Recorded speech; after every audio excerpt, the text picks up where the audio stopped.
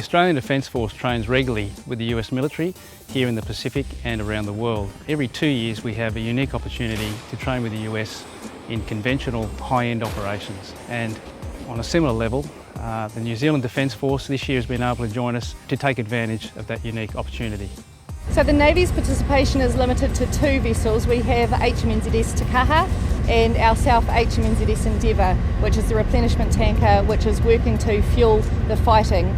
So for Navy personnel, it's very difficult to often get the relevant and effective training that we need to hone the warfighting capabilities, and the ability to work in this, the largest bilateral exercise for the first time with the Americans and the Australians, is significant in terms of the opportunities it offers. So we have with the New Zealand Scots Combat Team, we've got 12 NZ labs. We've been working along with the coalition forces. So for us, we're a recon patrol. So we're observing, pushing into an area, looking for the enemy, identifying who they are, and then trying to counter that with our assets and pushing other elements forward.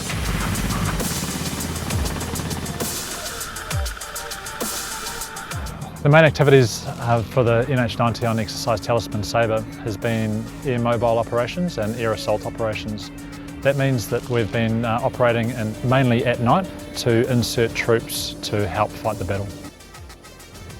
One of the best events on this exercise for us was inserting a battalion lift of personnel, which is 235 people, into an area that was semi-opposed with a gun target line. So getting in there at night at low level and with all of our radios going and all of the communication that's going on between the crew, delivering our troops onto the specified position at the right time, and at 3 o'clock in the morning arriving back at our home plate on the ground with a fantastic feeling of satisfaction. So 3 Squadron of the Royal New Zealand Air Force has integrated into Battle Group Griffin. I can't undersell the value of having the experience and professionalism and camaraderie of 3 Squadron to conduct complex air mobile operations, which are responsive and agile. Look, in this 100th year of Anzac Cove, having 3 Squadron here brings back to me the benefits and trust we have with the New Zealand Defence Force. So for many of us, this is the largest exercise that we've taken part in, and it's been a real eye-opener just being involved in a military activity of this scope. For a lot of the guys, it's all new to them, so quite exciting working alongside the armoured units, getting out there and actually doing the task. The Australians have been really good to work with. I think we've got a really common point of view when it comes to the way we do business. We've had the opportunity to work with a number of assets that we don't normally get to play with in New Zealand, so it's been a really good learning experience for everyone.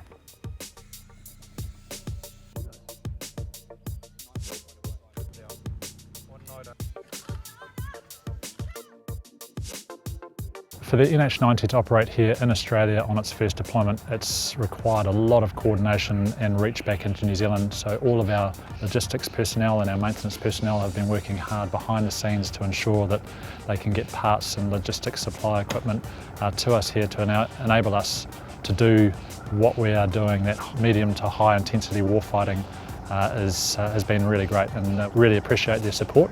A lot of the time you don't see our maintenance personnel and our logistics support personnel in the videos or on the front line, but they're really critical to us being able to achieve what we do achieve in the air. In the Middle East, as you know, we're often part of a larger force, either NATO or ISAF. We have fought together as brothers in arms many times over the years, and the ability of both Australians and New Zealanders to seamlessly come together and operate in those environments is helped because of the training that we do together on exercise such as Talisman Sabre.